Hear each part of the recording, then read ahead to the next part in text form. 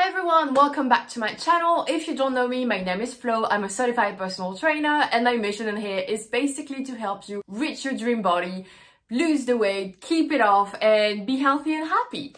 So today I wanted to talk about a very important part of this whole weight loss process and of the getting healthier thing, how to improve your diet. When I say diet, I mean everything that you eat over the course of a few days, a few weeks, a few months, regardless of the quantity. So, you know, diet now kind of automatically means that you are in a deficit, but it's actually not always the case. Diet basically means what you eat. It's synonym to food intake, daily food intake, regardless of the quantity.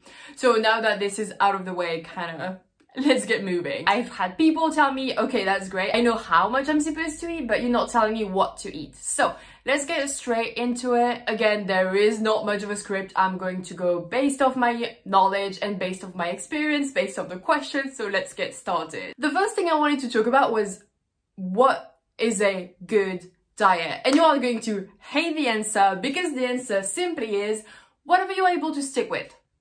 Whatever works for you is the best diet. If it's keto, so be it. If it's carnivore, so be it. If it's whatever else, so be it.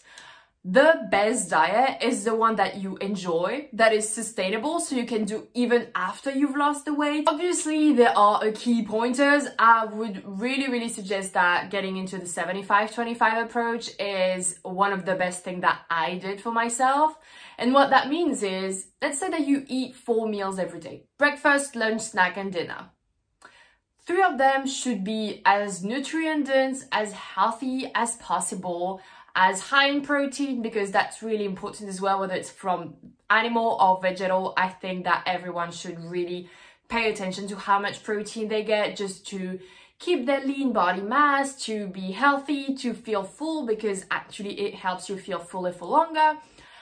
So, you know, enough protein is really important. Quick side note, 1.2 to 1.6 grams of protein per kilo of body weight is kind of the sweet spot that research tends to go for.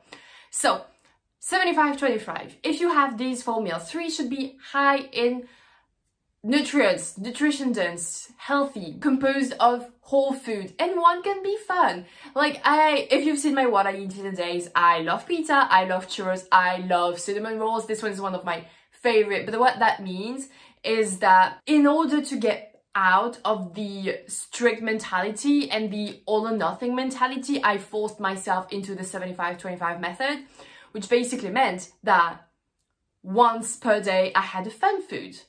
And sometimes it was, you know, for snack I would have a cookie and an apple. I mixed the two, so part of it was healthy, the other part was less healthy but satisfying to my, like, something my soul was craving, you know what I mean? So it's important to have that balance, and I feel like this is what actually helps you in the what's the best approach to improve my diet, because you will know that, okay, I have this fun food, but I also have to kind of make sure that my body still gets what it needs. Little trick is to have the fun food more towards the end of the day instead of at the beginning, because that's when you have less willpower, so it's easier to have the healthy meal beforehand and then maybe move to less healthy meal. That's a problem that some of my clients come to me, be like, okay, so I eat very healthy breakfast and then at the end of the day I'm gonna binge on ice cream and feel so guilty about it.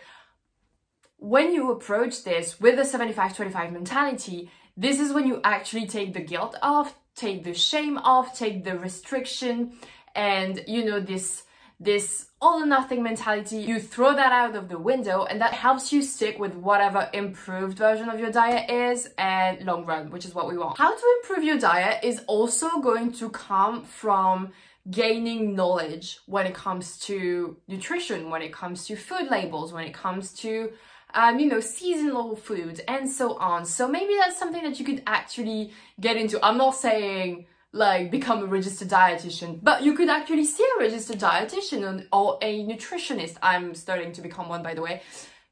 that way you would actually have someone who has the knowledge to tell you, okay, let's look at what you're doing right now and let's see how we can improve off of that, which is what I do with most of my clients. One of my favorite examples when it comes to that is one of my clients said, okay, so I have 2 pieces of white toast in the morning with butter. And I'm like, okay, we are not taking the bread out of it. However, it would be better to have a high fiber breakfast and have some more protein.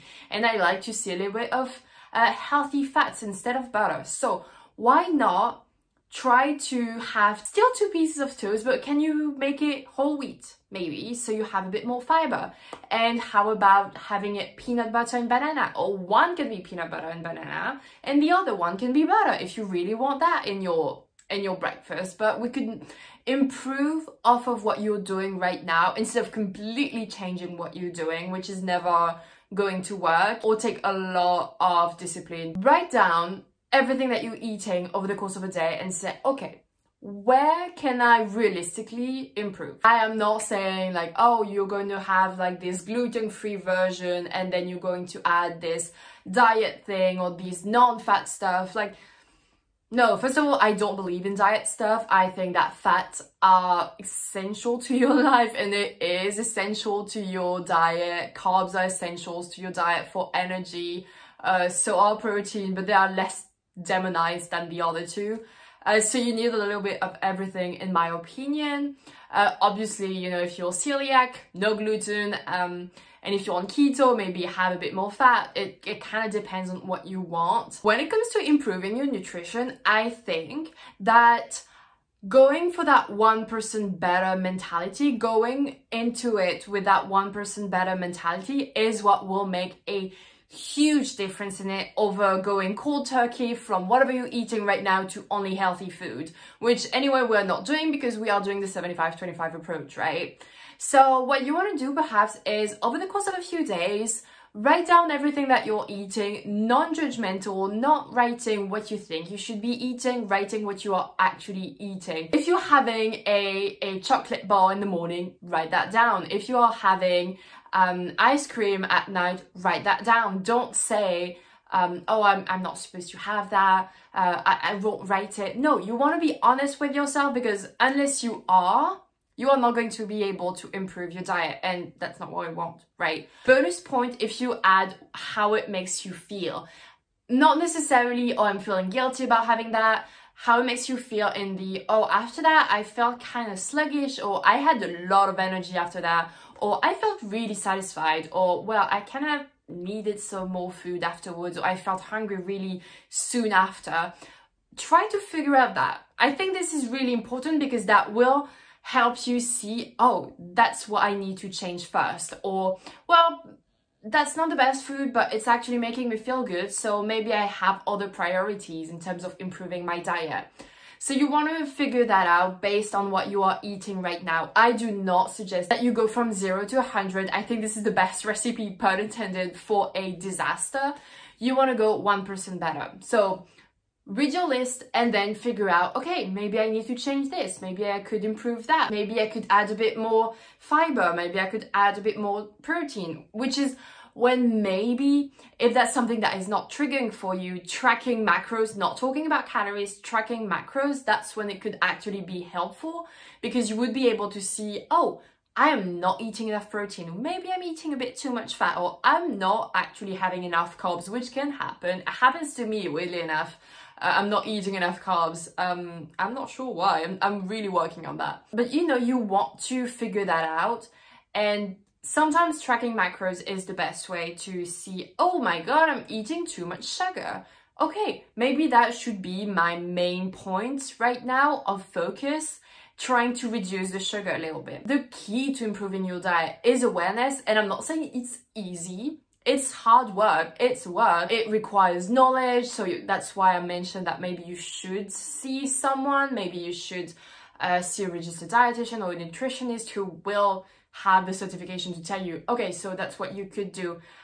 Make sure it's a good one in the sense of make sure it's not going to make you go on a diet where you feel highly restricted, because it's not going to work.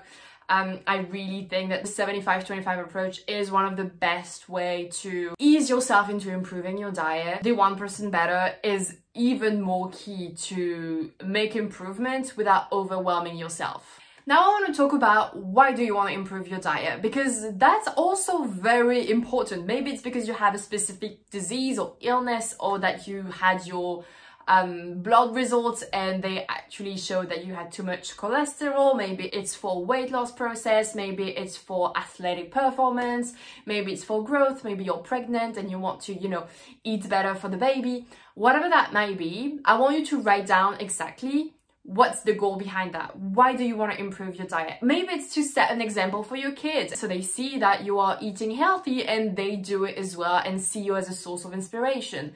And if it's for weight loss, it's for weight loss, you know. Maybe you want to improve your diet because you know that if you eat more veggies and fruits, it's going to be less calories, more fibers, and you know, it's actually going to help you feel fuller. So if you are in a deficit, you won't feel it as badly as if you were solely relying on cookies. You know what I mean? My point is, figure out why you want to improve your diet. Write it down, so maybe on the days when it's going to feel harder perhaps to actually improve it, to actually stick to what you've decided, you can see the why and you can be reminded of why you're doing what you're doing, and that can give you that little bit of motivation to be disciplined and to actually keep on showing up. Since I've been talking a lot about what I eat in a day is online, and you know, how to lose weight, and you know, the 75-25 approach and my diet in general, I've had some people ask me, okay, does that mean that it's every day?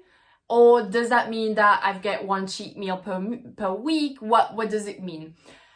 I feel like since this is kind of a sustainable approach that I'm offering here, you don't have a cheat meal and you don't necessarily need it, because you are honoring your craving still throughout the day, throughout the week. So there is no moment when you actually feel like you're cheating.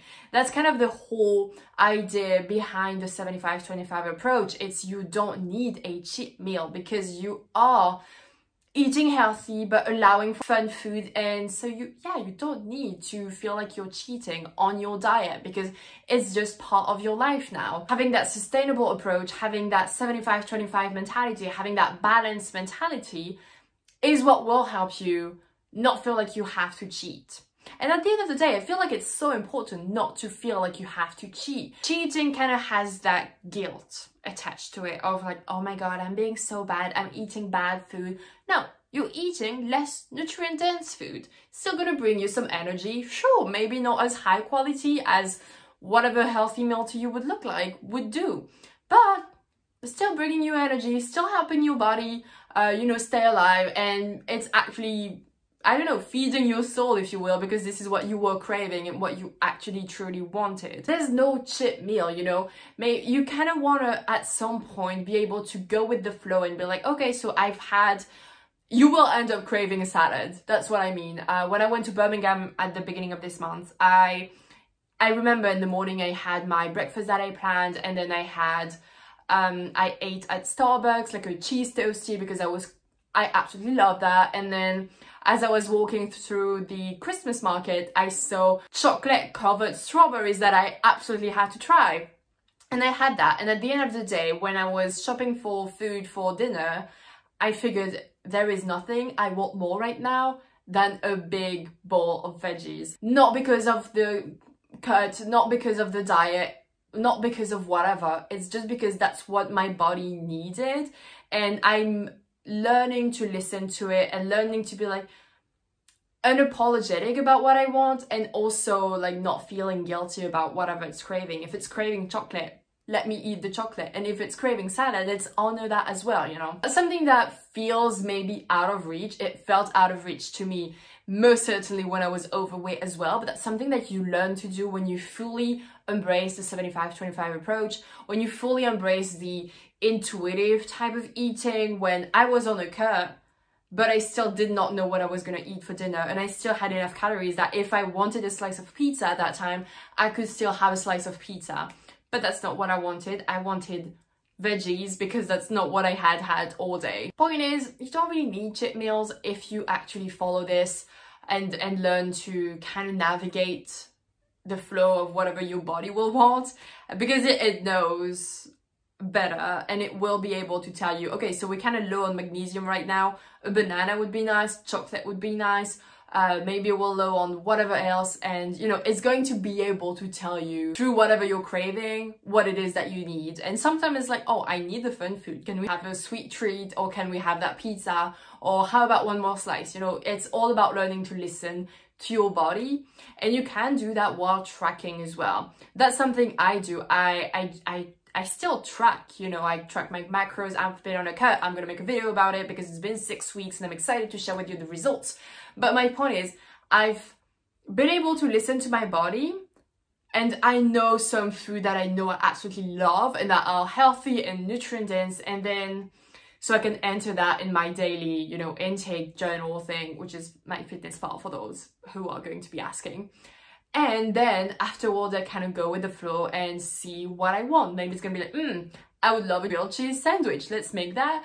And I can make it healthier by maybe adding a soup next to it. Tomato soup is one of my favorite, then mushroom. These are my top two. Or maybe I can make a salad and, you know, have that as well. It's all about creating that balance throughout the day, listening to what you want, and you can look at what you want and be like, how can I make it a healthier option? And I'm not saying that like switch whatever you're craving for non-fat or whatever. No, I'm not saying that. I'm saying maybe you could add stuff around it to make it healthier, to make it more balanced, so you have a little bit of what you want and a little bit of what you need. For example, as I said, cookies and apple. Pizza and salad. This one I feel like kind of common. Whatever it may be, you know, you can actually try to have a little bit of both worlds as well. I mean, those are different strategies that I'm kind of throwing at you right now, and deal with it to help you improve your diet. Right, that's pretty much it for today. I feel like I talked about so many things. I hope I'm going to be able to edit it so it makes sense. And that's why I'm using Canva a lot, because it actually gives me structure and it's so much easier. I feel like it's less, not entertaining, but less, it's not really what we do on YouTube. It's more of a let's talk about like whatever the subject is and let's go. But since I have maybe so much knowledge, but also since I have so much ideas at the same time, it's kind of difficult. Even though I had my plan of like, what is a good diet? Why do you want to improve it? Like nutrition knowledge, 1% better, 75 approach. What about cheat meal? I kind of had that progression, that, but I still know that I went with the flow. Anyways, that's it for today. As I said, I hope you enjoyed it. I hope you learned a lot from it. If losing 35 plus pounds in less than 180 days without starving yourself, without spending hours on the treadmill, without saying goodbye to your favorite food, and most importantly, without gaining it all back after the process is over, I highly suggest that you book a call with me below. I have a few spots available and I would love to welcome you into my program. So that's gonna be the first link to apply for the coaching. I have a few spots, and yeah. If you like this video, make sure to like it, subscribe to the channel, maybe comment, especially if you have any questions. I love answering you guys. Share this to someone who may want to actually learn more about how to improve their nutrition as well. And that's pretty much it. I think I said everything. I really appreciate your support. I love you guys, and I will see you in the next video. Bye.